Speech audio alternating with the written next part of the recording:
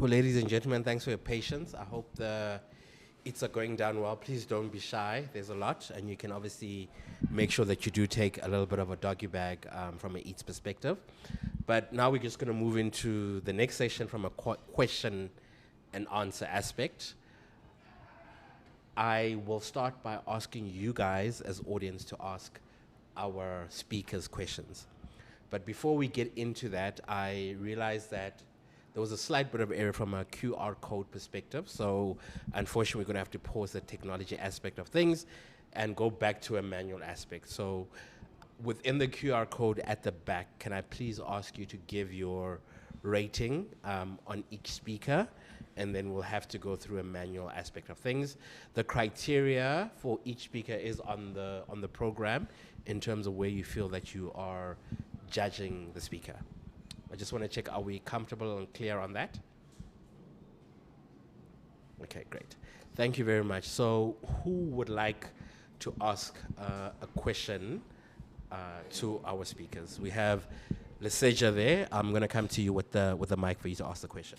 I think, good job, firstly. So my questions are to Sia. Considering that you used some stats, which I have a keen interest on, because macro and microeconomics have an impact in the world and space that I exist in. So we're sitting with an unemployment rate officially in South Africa of about 31.9%, right? That's the latest December figure. Understanding that those are job-seeking people, right? We're sitting off with a youth unemployment rate of just over 58%.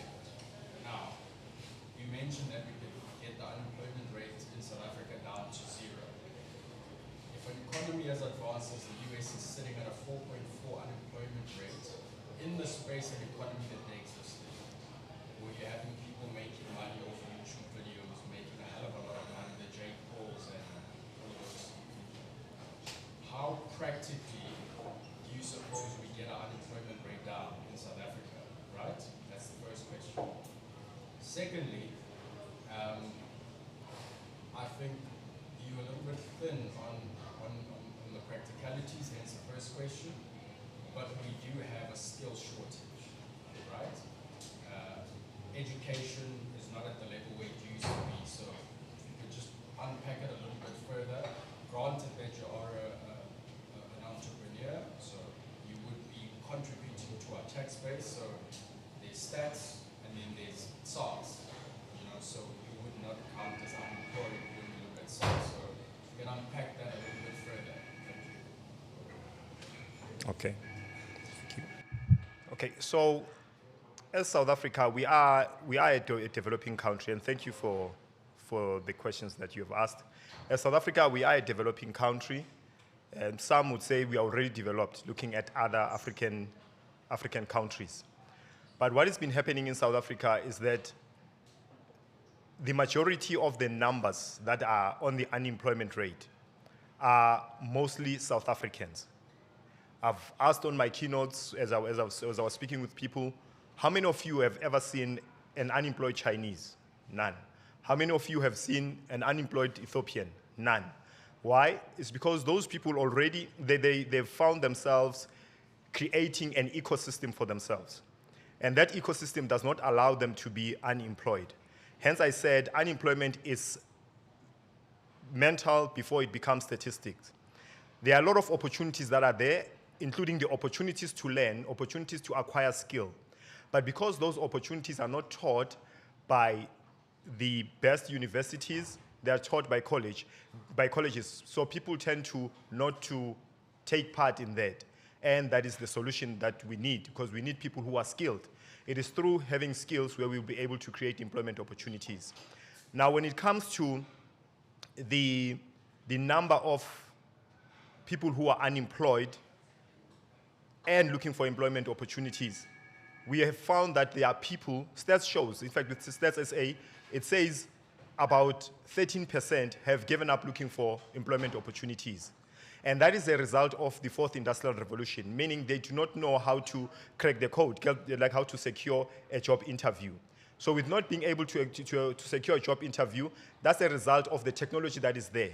Because they would advertise a job that needs at least 100 people, only to find that people that are applying for that job are, let's say, 10,000.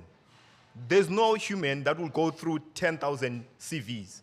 Therefore, they employ systems, and those systems, they tend to kick aside the CVs that they do not recognize. They do not recognize as CVs because to them they appear as blank.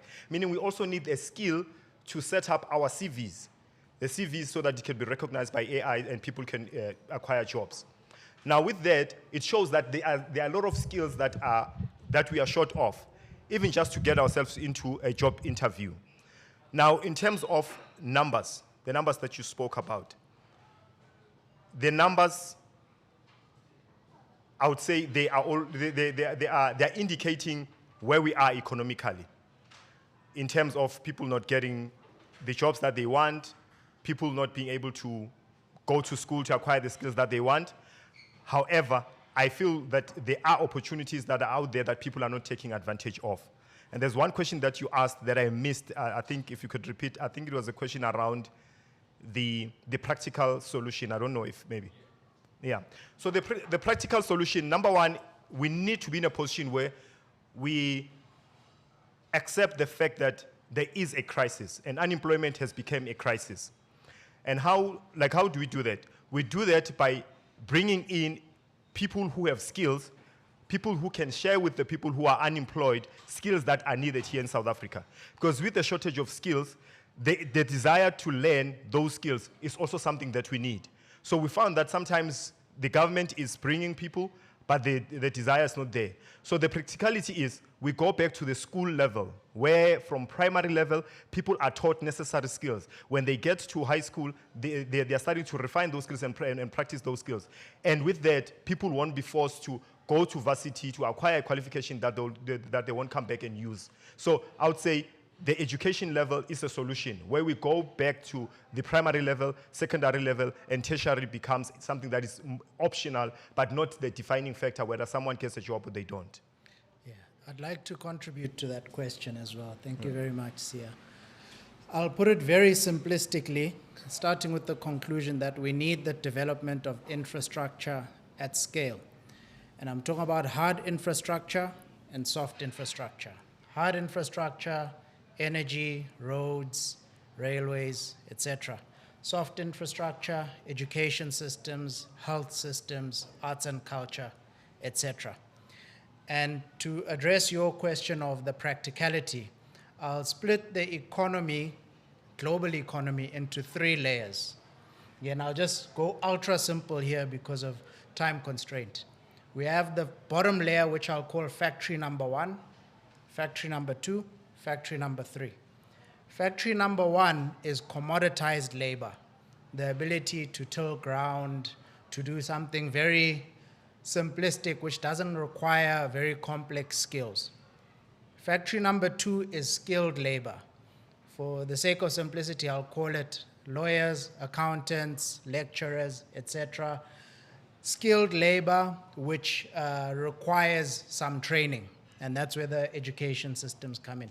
Then the third layer is really factory 3, which is producing intellectual property.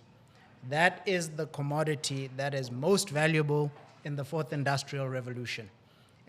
Intellectual property includes YouTube videos, books, like Siya has written 3 of them, courses at universities, intellectual property.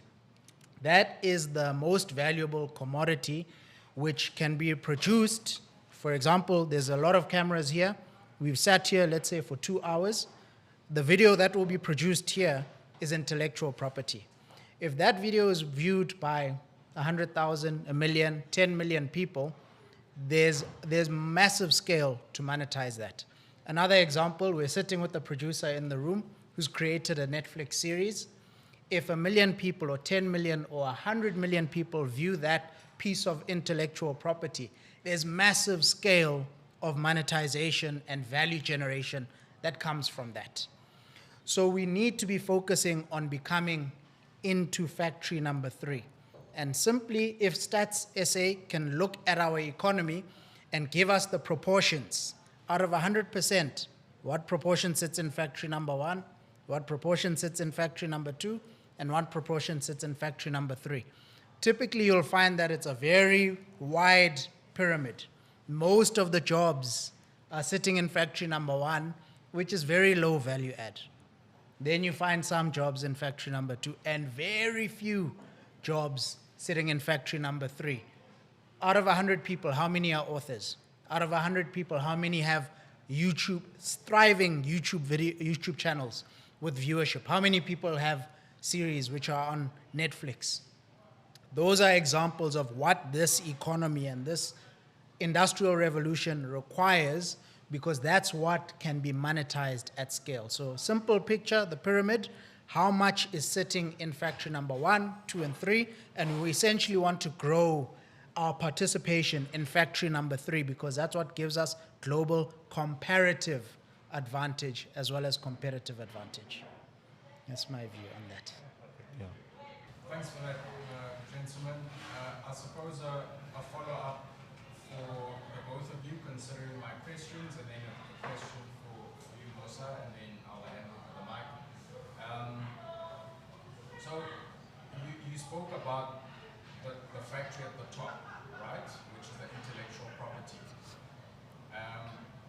We are looking at the Chinese economy, for instance, where intellectual property exists, but patents not necessarily, where they are able to replicate what the rest of the world is doing at a cheaper and better scale, right? The Chinese economy is climbing. They had 5% growth last year, which is a market leader, right? So there's that part.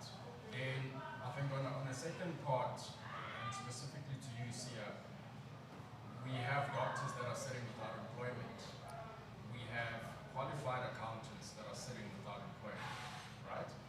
And then lastly, then to you, Mosa, and I suppose it can be a bit of a discussion point.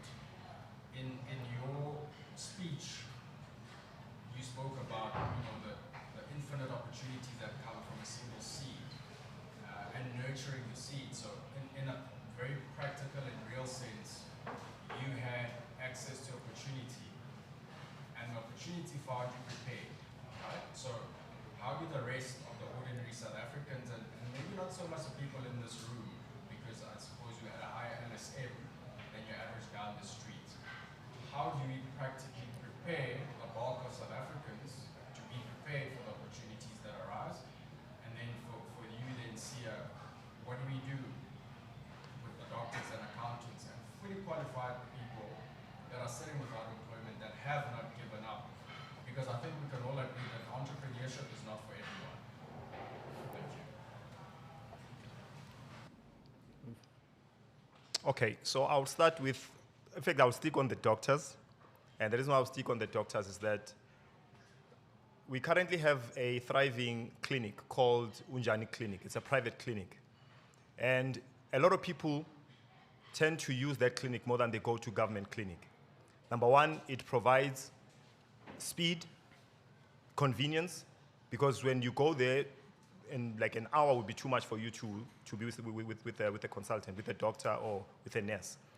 Now, the honest truth is that our government is not confident on the infrastructure that they have. Hence, like I agree with Mosa when he says we need to focus on infrastructure. We need to get to a point where we also build those infrastructures. We have a lot of companies that are thriving, that are running their own medical practices. They are qualified, right? Meaning that person could be in a position where they can work for a private-owned hospital. With the government, I would say let's not put our trust, let's not put our hope in the government, but let's be entrepreneurial. The only solution out of this is us becoming entrepreneurial and saying, Sharp, these guys, Unjani Clinic, for example, have established their clinic. They now have recognition. They're being recognized almost everywhere. Why can't a group of 3-4 people who are non-doctors go there, franchise that, and hire the doctors to go there? Because currently, the hospital system is suffocating of the people that are here. There are a lot of challenges that they are facing. So we can be entrepreneurial by establishing the private-owned hospitals, private-owned clinics to ensure that we create employment opportunities for these doctors. We should not be dependent, but we need to develop a self-reliance mindset. As you said, entrepreneurship is not for everyone, but a doctor that works for my company as an entrepreneur, it simply means is getting paid, the doctors are getting paid as long as the business is thriving. And one of the challenges that I saw with the quality of entrepreneurs that we have here in South Africa, I had to challenge myself. As I spoke to a couple of people, did my research, I noticed that as much as we speak, we say people should start their own businesses. People are starting their own businesses to employ themselves. So when our entrepreneurs, the quality of our entrepreneurs are people who are creating employment opportunities for themselves as the owner. So as the owner, as long as I'm okay, I'll be fine, nothing. So, but we need to move our entrepreneurs. We need to start influencing them to start businesses that allow them to employ other people. And by employing other people, it simply means we start businesses that are within what is the term? Something that can be a unicorn, something that could grow, something that can scale, but not to start something that is on the survival stage. So it's important that our thinking for entrepreneurship be that of creating businesses that will employ others. I would say that is the solution. As for the period where we have entrepreneurs, people who are there who are saying we can do this, let's support them. Let's ensure that they have all the resources so they can create employment opportunities for the people who are unemployed yet qualified. Excellent. Thank you. Thank you so much, Siya, for that. I love the model of Unjani Clinic as a model that can be replicated. I resonate a whole lot with that. And then the difference between being self-employed and versus a business owner. I like that parallel as well, and I want to get into it a bit more. I'll comment on the IP, and you've mentioned China as a model, particularly IP ownership, IP protection. I'll speak to that. There's a question that you directed towards me at the end. I just don't want to miss it. Please, can you share what?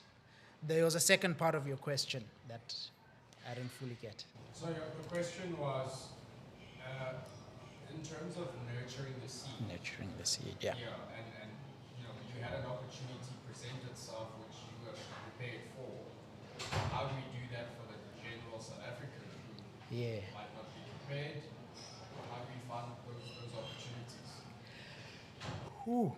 I'm very passionate about that topic, and I love what Siya has mentioned because that is the core of my view on that, the self-reliance mindset. Self-reliance, you are here for a reason. There's a purpose for why you're here and a purpose for your life. It is your responsibility to actualize that purpose. My mission in life is to propagate this idea and create as much awareness as possible because that is the way for nurturing the seed.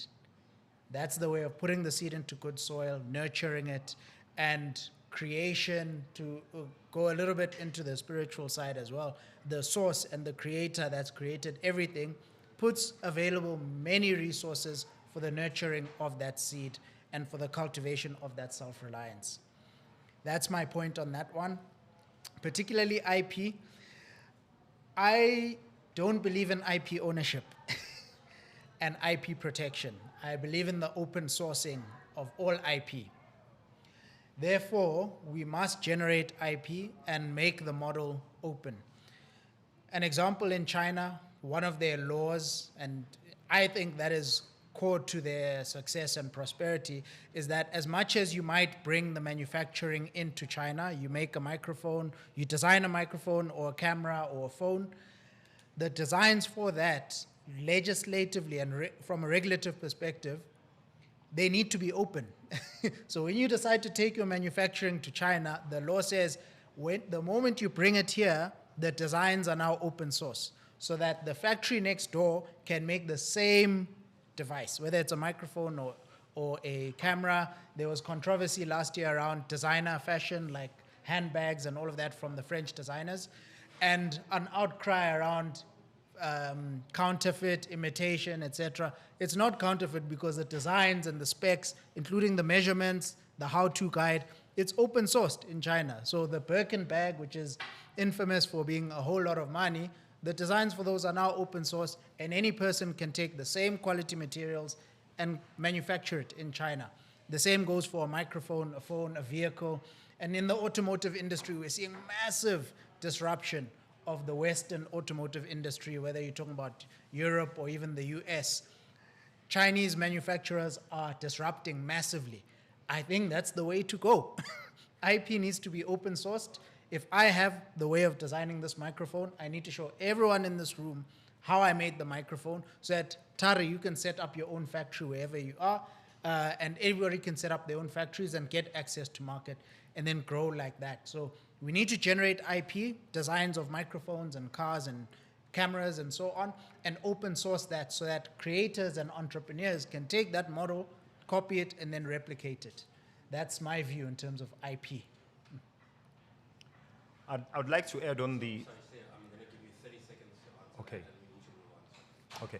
I'd like to add on the nurturing of the seed. After doing this 100 days challenge, I noticed that the type of entrepreneurs that we are, we're not the entrepreneurs that create job opportunities. So I challenged myself. Currently, I'm on day 8. Today, I'm on day 82 of the challenge, of making sure that I become what I think South Africa needs. Before you can try to change your neighbor, you need to change yourself. Be the change that you want to see. So it's important that those who say they're entrepreneurial take the responsibility and suffer the consequences of like starting their own businesses. So it's important that we take initiative. We shouldn't just wish for it, but we must make sure that now that I have the seed, I plant the seed, I water the seed, I cultivate, I make sure that the seed is ready, and when the tree comes, I'm ready for it. So taking responsibility, I would say, is something that we all need to do as South Africans.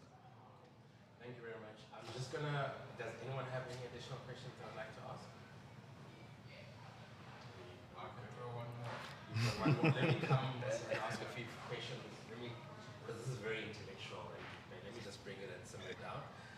So I'm going to ask you both questions, but now I need to, from a time perspective, I'm not going to tell you how long, I'm not going to tell you when, but the time limit is a minute and a half for you to answer a question.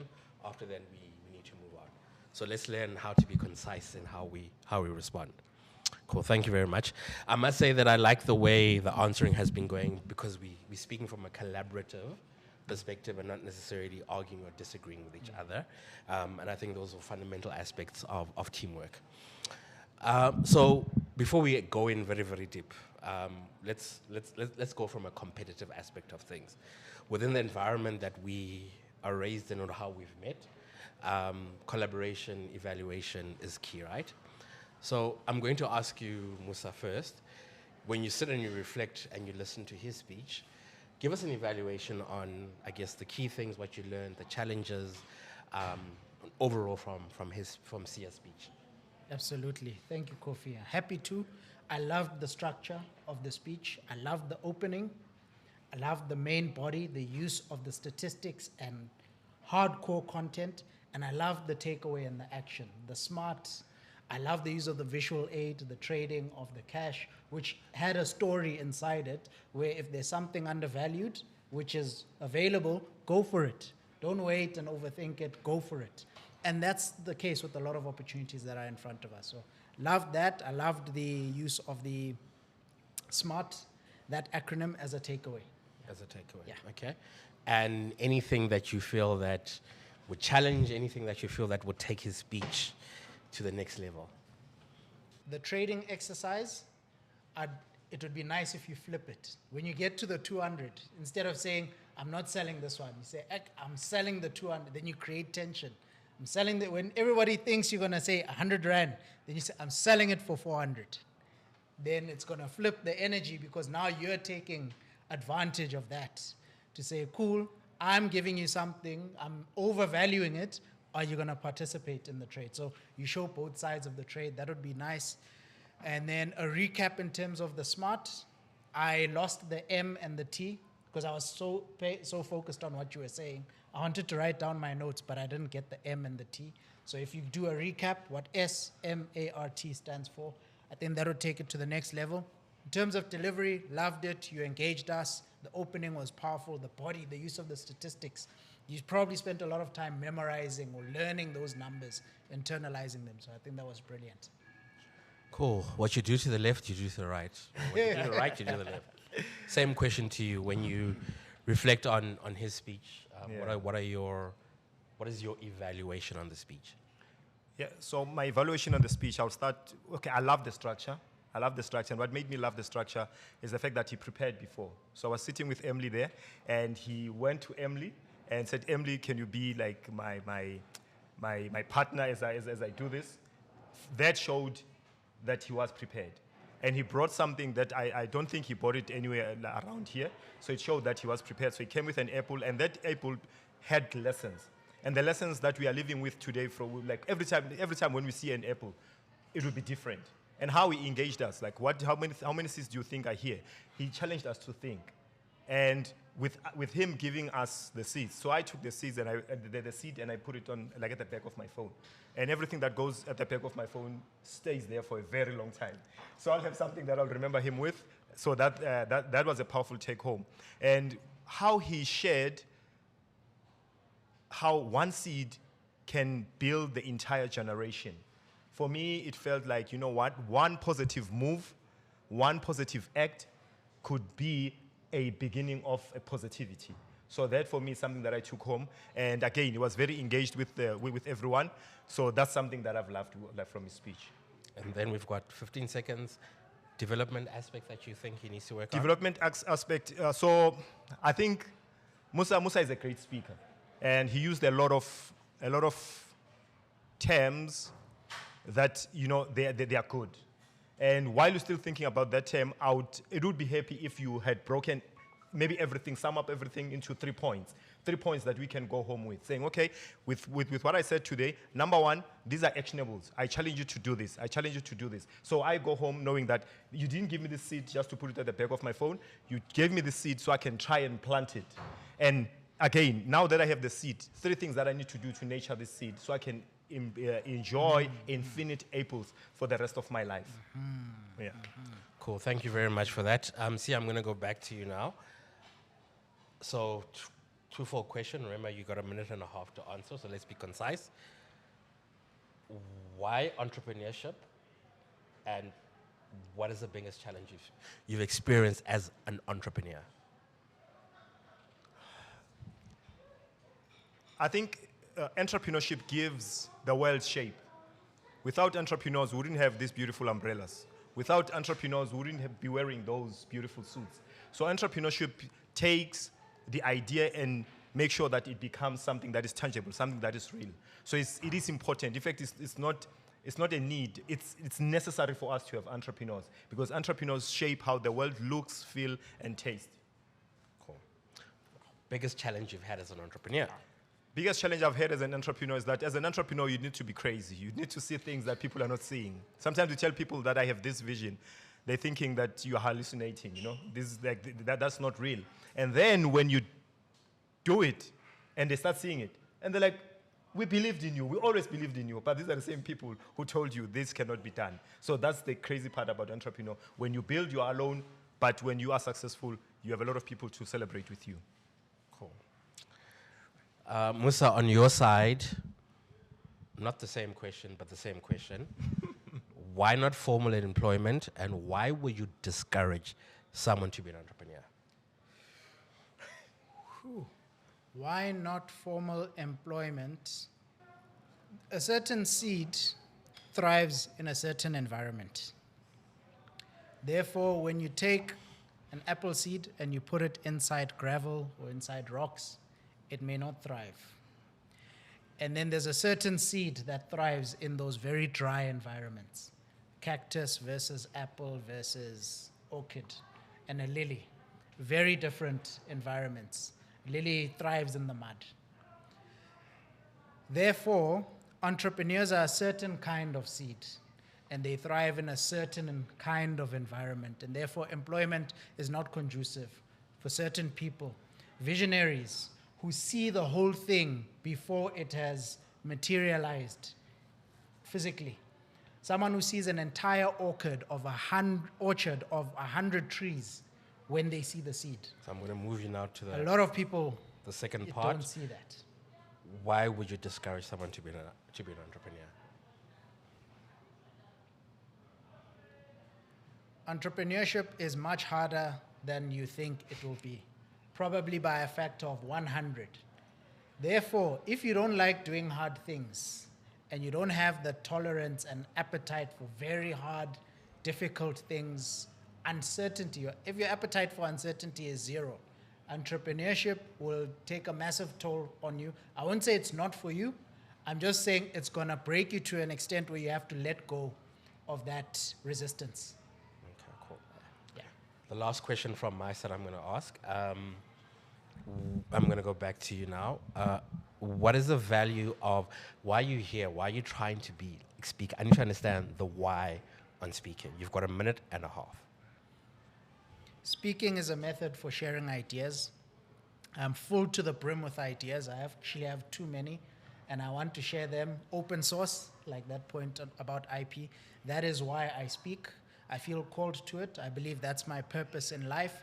And I speak to plant many seeds of ideas and to share those with people to see what can grow. I don't need to own the idea. I would just want to see them getting out and developing. Cool, thanks. I'm going to now ask you the same question on your side, your why on becoming a speaker and what value is this offering you? There's one of the top speakers who said the human voice is the most powerful thing on earth. It can start wars, it can end wars, it can make you feel angry, it can make you feel happy. And I want to use my voice for good. I want to use my voice to help others become self-reliant.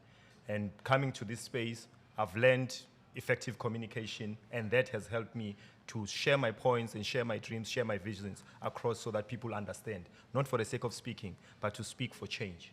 Okay, thanks. One last question. I'm going to take you both out of your comfort zone. Thandi, I know, started accounting, and now she's gone into IT, right?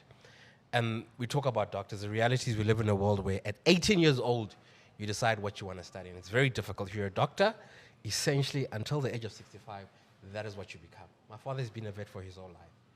And my social circle and myself, people are looking to pivot. Question in 30 seconds. This is out of your comfort zone. How would you encourage someone to move from one career or one industry to the next?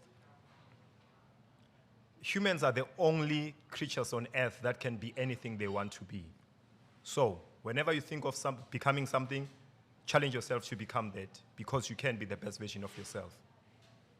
Cool. Same question. How would you encourage someone to make a different career choice? You have no obligation to be the same person today that you were yesterday. That is massively empowering. That's how you think about pivoting. If you want something and it requires you to become a different person, take that freedom, let go of the obligation to be the same person that you were yesterday. Cool.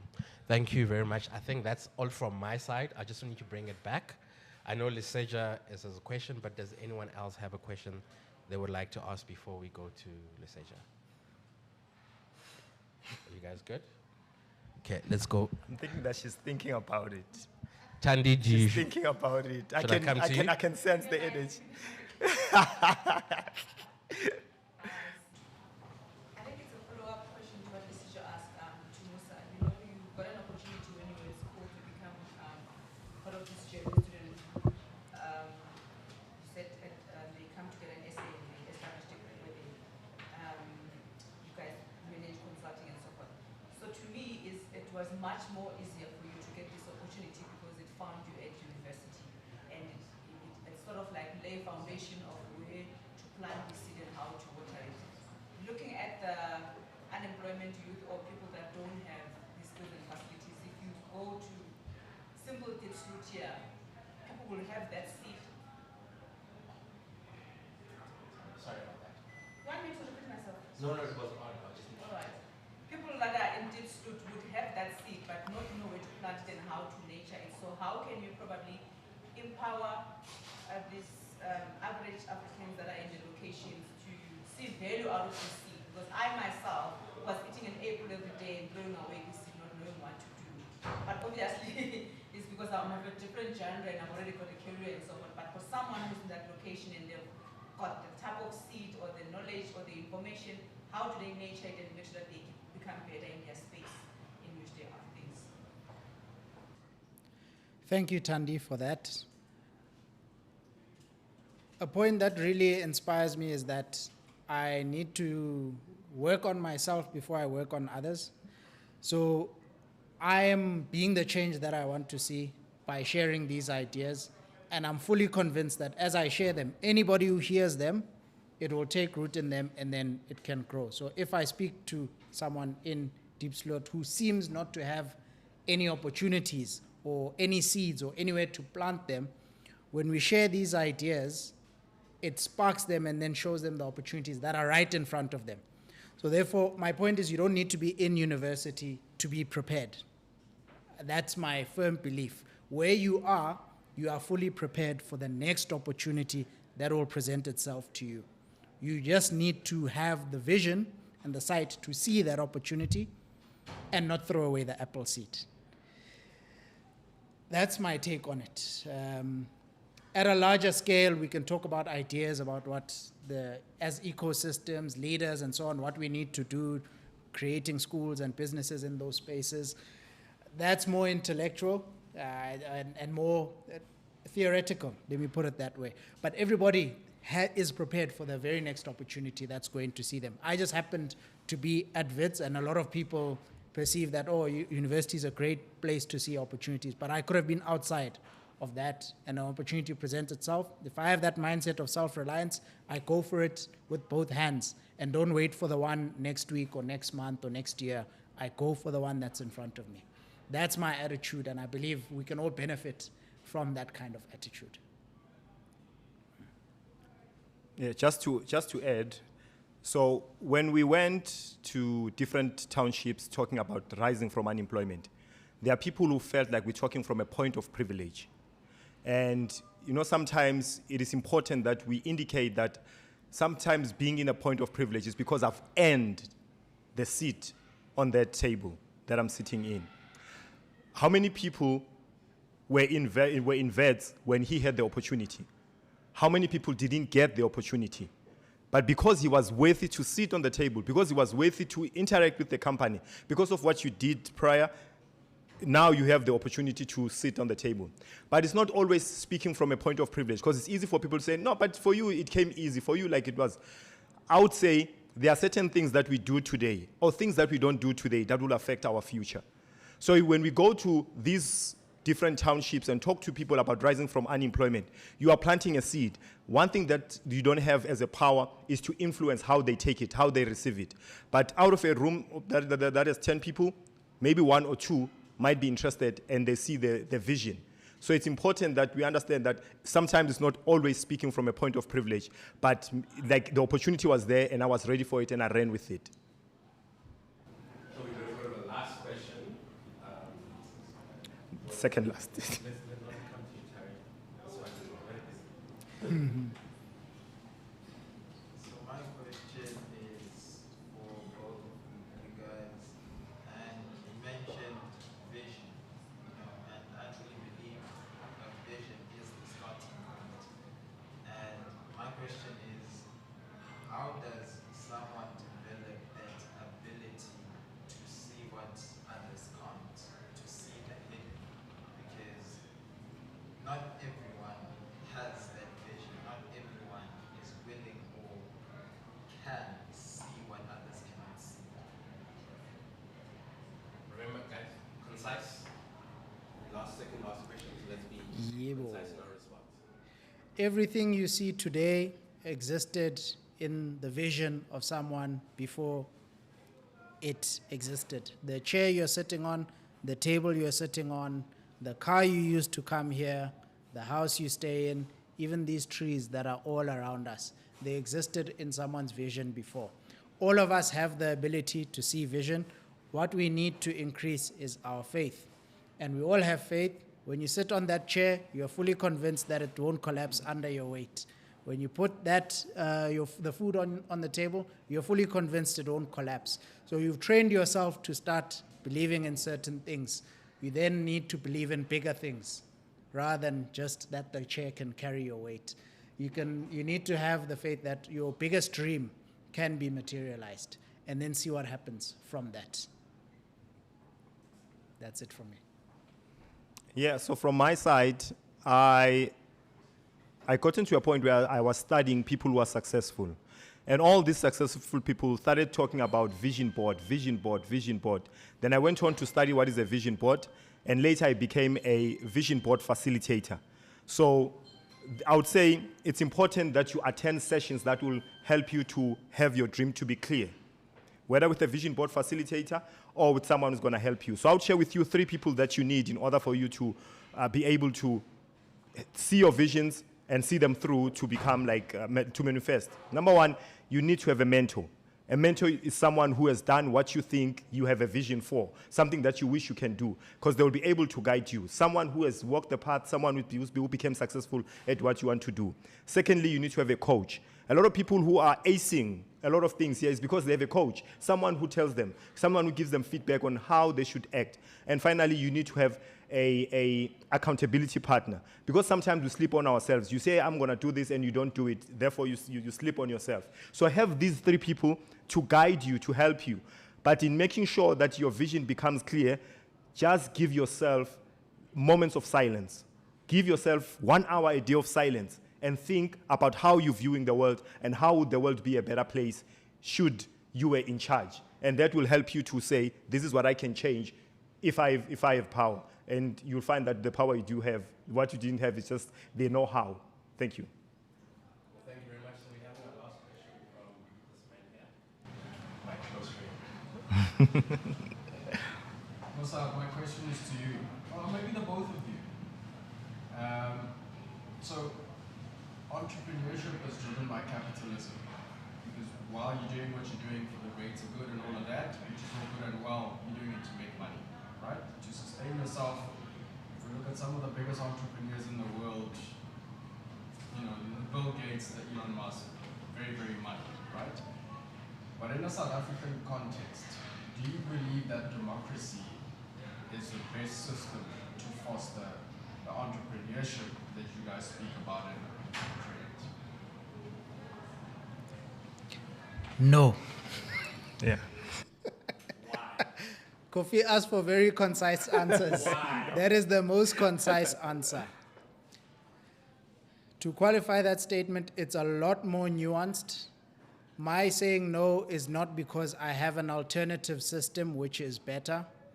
I'm just saying that because I've identified many flaws in the current system, particularly with conflicts of interest, imbalances of power, and inefficiencies.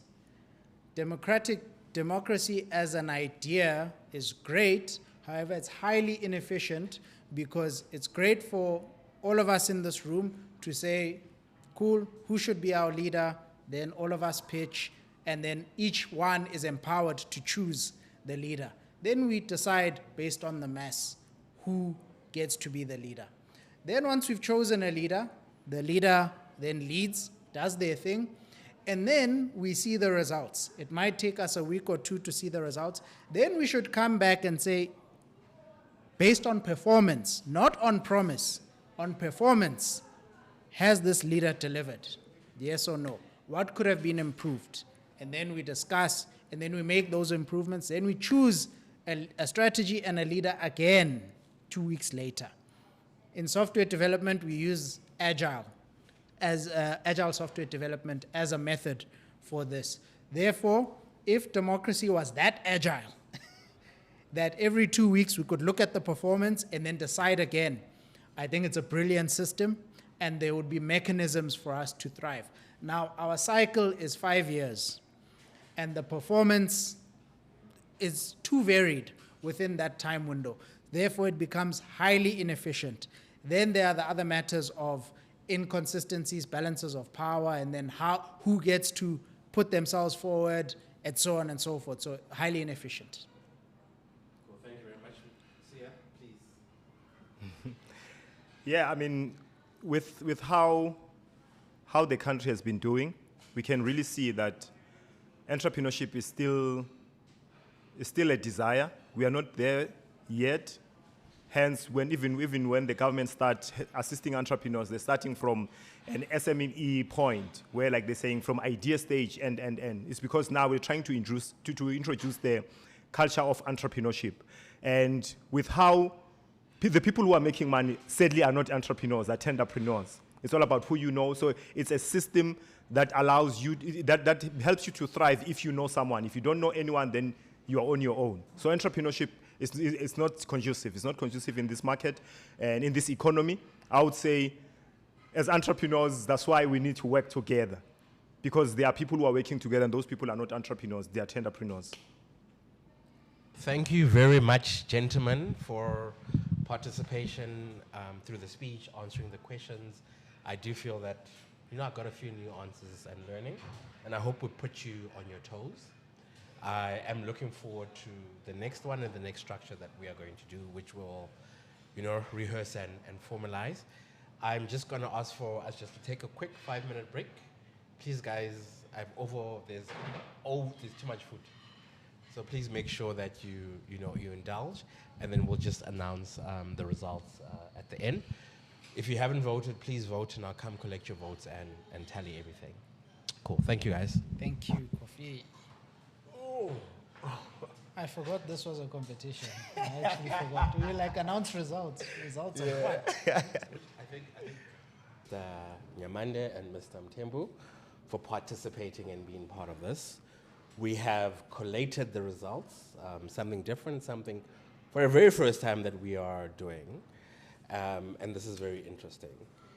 When we collate the results, and I will give you guys feedback privately in terms of the different categories and the scores, but in the interest of time and closing everything, the first session that we've had on the battle of the keynote speakers,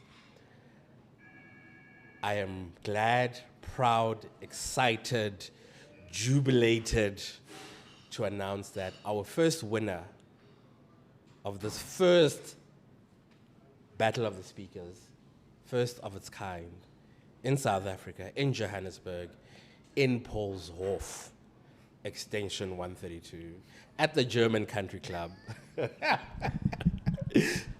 is Mosa Nyamande.